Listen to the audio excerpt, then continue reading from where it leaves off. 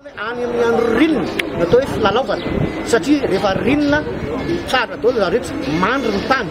eo ilay hoe fialana voly ialana ny fambolena dia manao zavatra hafa zay hoe miala voly ary vokony ela be ny tombotra dia mitsotra dia miala voly izany hoe any amin'ny fotoanan'ny rinona sy ny fialam-boly ny fanaovana ny lalao maro samy hafa va nefa vaky fady tsisy fady mihitsy any fa raha vao manomboka ny fafy miketsy ka mirotsaka ny vary dia mipetraka daholo ny fady rehetra zany rehetrarehetra zany mila arindra sy alamina eto amin'ny tany sy ny firenena raha resahako zany rehetrarehetra zany dia nareo miara-mahita voaka malagasy inona ny zavatra tsy voatsy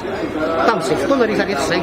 oviana nisy fantabary farany teto amin'ny firenena raha nametraka very ny tatsaha eny manodidina tamin'arivo eny Ambotrimanjaka eny Ambohimanambola eny Ambohimanarina sy ny namany hoe tsy azo ivelesana vato tsy azo nahazan-damba tsy azo itondrana elo tsy azo itsofana farara tsy azo mpampiza natsain'ny olona ve zay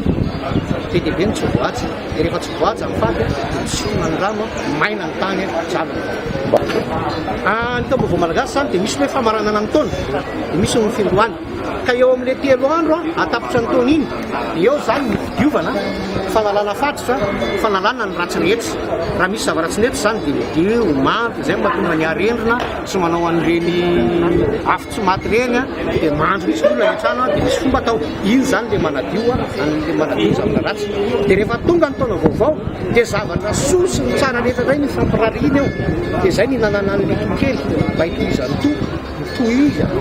toy misota amin'ny taona lasa ho avy amin'ny taona vaovao nihinana vary amin'ny tondrahatantena ny vodikena sy ny maro samihafa zany zavatra rehetrarehetra zany dia mbola ho aparitaka amin'ny ainao manjery ho iainan'ny olona isa-tokantrano rehefa mitombotra ny fotoana zany hoe mbola hitoy zany ny fampianarana sy ny fanazavana ny fomba mampanao rehetra momba ny taom-baovao malagasy ao aoriana ao fa zao vao fanombohantsika eny any ho any